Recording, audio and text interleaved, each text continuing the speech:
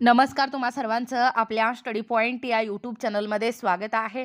तर राज्य कर्मचाऱ्यांना वैद्यकीय अग्रिम प्रस्तावाबाबत सर्व काही माहिती, याबद्दल संपूर्ण सविस्तर माहिती या व्हिडिओच्या माध्यमातून जाणून घेणार आहोत। तत्पूर्वी तुम्ही जर आपल्या स्टडी पॉइंट या यूट्यूब चॅनलवरती जर नवीन असाल तर आपल्या या चॅनलला लगेचच लाईक आणि सबस्क्राईब करायला विसरू नका। चला तर मग वेळ वाया न घालवता राज्य कर्मचाऱ्यांना वैद्यकीय अग्रिम प्रस्तावाबाबत काय अपडेट आहे ते या ठिकाणी आपण जाणून घेऊया।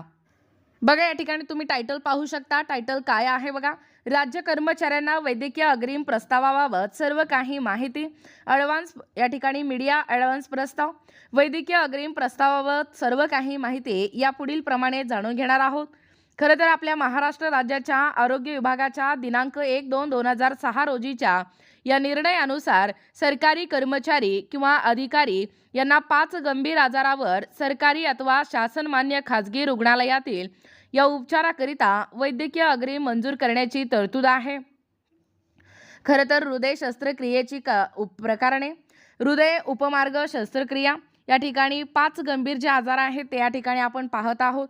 त्यानंतर हृदय उपमार्ग शस्त्रक्रिया, अंटिजोओप्लास्टी, अंजिओप्लास्टी शस्त्रक्रिया, त्यानंतर मूत्रपिंड प्रतिरोपण शस्त्रक्रिया आणि सर्व प्रकारचे कर्करोग। खरं तर वरील नमूद आजारावरील आंतररुग्ण त्याचबरोबर बाह्य रुग्ण औषधोपचार तसेच आवश्यक उपकरणाची किमती औषधांची खरेदी करण्यासाठी अग्रिम मंजूर होऊ शकते। खरं तर अग्रिम मंजुरीस पात्र कर्मचारी, जे कर्मचारी वैद्यकीय खर्चांची प्रतिपूर्ती मिळवण्यास पात्र असतील असे कर्मचारी स्वतःच्या व त्यांच्यावर अवलंबून न असणाऱ्या कुटुंबियांच्या उपचाराकरिता अग्रिम मागणी करता येते। वैद्यकीय अग्रिम मर्यादा, दिनांक 10/2/2006 रोजीच्या शासन निर्णयानुसार कमाल वैद्यकीय अग्रिमाची रक्कम ही 150,000 या ठिकाणी पाहू शकता 15,000 म्हणजेच एकूण या ठिकाणी मंजूर करता येते। वैद्यकीय अग्रिम करिता आवश्यक कागदपत्रे किंवा प्रमाणपत्रे, पहिला आहे कर्मचाऱ्यांचा अग्रिम मागणी, त्यानंतर आहे ज्या रुग्णालयामध्ये उपचार घेणार आहे त्या रुग्णालयाचे उपचाराकरिता लागणारा जो संभाव्य खर्च आहे म्हणजे एस्टिमेटेड सर्टिफिकेट, आणि इतर विमा कंपनी म्हणजे सामाजिक संस्था, धर्मदाय संस्था, अन्य वित्तीय संस्था, खासदार आमदार फंडातून अर्थसहाय्य घेतले नसल्याबाबतचे प्रमाणपत्र। चौथं आहे कुटुंब मर्यादेत असलेबाबतचे प्रमाणपत्र। पाचवा आहे रुग्ण अवलंबतेचा दाखला। सहावा आहे यापूर्वी अग्रिम घेतल्या नसल्याबाबत प्रमाणपत्र।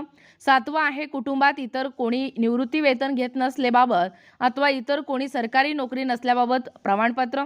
बघा, अग्रिम या ठिकाणी प्रस्ताव सादर करिता जोडावयाची जी आवश्यक कागदपत्रांचा नमुना आहे ते या ठिकाणी आपण पाहत आहोत।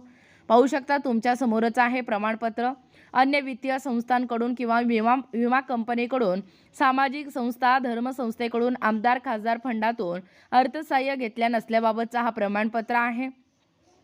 त्यानंतर रुग्ण अवलंबतेचा दाखला आहे, त्याच्यामध्ये तुम्ही नाव, हुद्दा या ठिकाणी लिहून देऊ शकता। त्यानंतर आहे कुटुंब मर्यादित असल्याबाबतचा जो प्रमाणपत्र आहे तोही। त्यानंतर कर्मचाऱ्याने यापूर्वी म्हणजे अग्रिम तसलमात घेतल्या नसल्याबाबतचा प्रमाणपत्र पाहू शकता, आणि कुटुंबात अन्य कोणी निवृत्ती वेतन घेत नसल्याबाबत किंवा अन्य कोणी शासकीय नोकरीत नसल्याबाबतचा प्रमाणपत्र आपल्याला सादर करावं लागणार आहे। त्यानंतर शेवटी 100 रुपयाच्या मुद्रांक म्हणजे स्टॅम्पवरती म्हणजे स्टॅम्प पेपरवर कर्मचाऱ्याने द्यावयाच्या प्रतिज्ञापत्राचा हा जो नमुना आहे तो नमुना या ठिकाणी आपण पाहू शकता।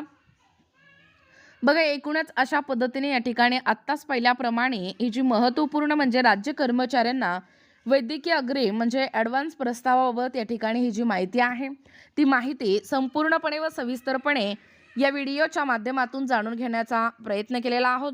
अशाच प्रकारचे नवनवीन अपडेट पाहिजे असतील किंवा तुम्हाला जर आमच्या अध्यापनाचे व्हिडिओ आवडत असतील किंवा तुम्ही जर आपल्या स्टडी पॉइंट या यूट्यूब चॅनलवरती जर नवीन असाल तर आपल्या या चॅनलला लगेचच लाईक आणि सबस्क्राईब करायला विसरू नका।